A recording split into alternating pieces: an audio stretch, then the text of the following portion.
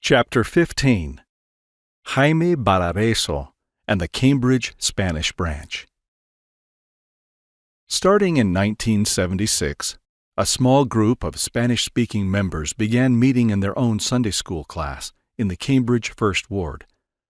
By 1980, there were enough Spanish-speaking saints that a dependent branch had been organized. Shortly after this, a Spanish-speaking sister missionary, Carmen Francisco, was assigned to this branch. During her tenure in the branch, she and her companions brought about 50 people into the church. Most of these were sisters, many with young children who were baptized without their husbands. After Sister Francisco was released from her mission, she reported home to California, but then returned to Boston and found employment. She was quickly called to serve as Relief Society president of the Cambridge Spanish Branch. At the time, the branch had about 40 active adult women and about 6 active adult men.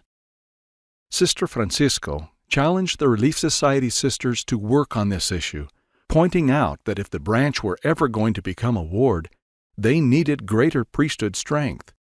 The sisters determined to fast and pray over an entire weekend, asking God to send through the doors of the Cambridge Chapel on that Sunday a man who could become a great leader in the branch. So they fasted.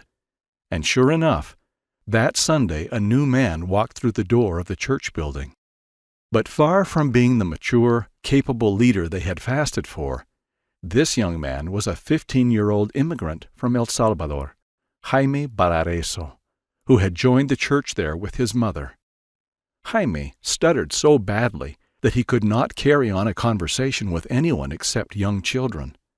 Sister Francisco muttered to her counselor as they left the meetings that day, "I can't believe that this is all that God sent us after we fasted and prayed with such faith." That wasn't the end of the story, however. Jaime had a big heart. He came early to church to put out the Spanish hymn books and prepare the sacrament. And it turned out that Jaime had a wonderful way with children. When children would fuss during meetings, he would pick them up and play with them. The children grew to love Jaime. One day the missionaries were teaching a couple in the church building, and they asked Jaime to look after their children so the parents wouldn't be distracted. The children enjoyed Jaime so much that they lobbied their parents to go back to church where Jaime was, and eventually the whole family was baptized. The missionaries began to take Jaime with them regularly, whenever his care of children would help the parents focus better on what the missionaries were teaching. This combination worked, and the branch began to strengthen. One day, as sacrament meeting drew to a close, the branch president called upon Jaime to offer the closing prayer. There was an audible gasp in the audience. People couldn't believe the branch president would be so insensitive to his speech handicap.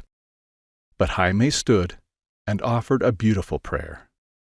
Members commented afterward that Jaime could now talk to children and to God, just not adults yet. But that was to come. Jaime decided to fulfill a mission, and he was blessed by the stake president, Gordon Williams, that he would become fluent of tongue. Jaime fulfilled a wonderful mission and gave a powerful, spirit-filled homecoming sacrament meeting talk to the much larger Cambridge Spanish Branch. It was stunning.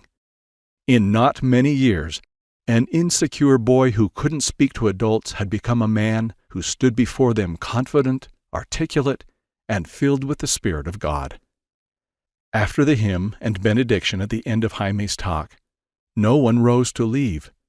They all just wanted to sit in the chapel and soak in the spirit that was in the room. Finally, a teenage boy arose and spontaneously bore his testimony. "I just wanted to thank Jaime for all he has done for me," he said. "And I want Jaime to know that when I turn 19, I'm going to fulfill a mission just like he did."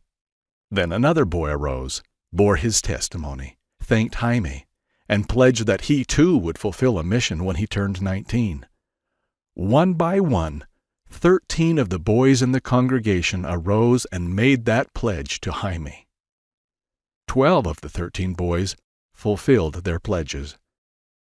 Today there are in the Boston area 4 Spanish-speaking units, 2 wards and 2 branches. The fasting and prayers of the Relief Society Sisters of the Cambridge Spanish branch were answered, more powerfully than they ever could have hoped, but in God's ways.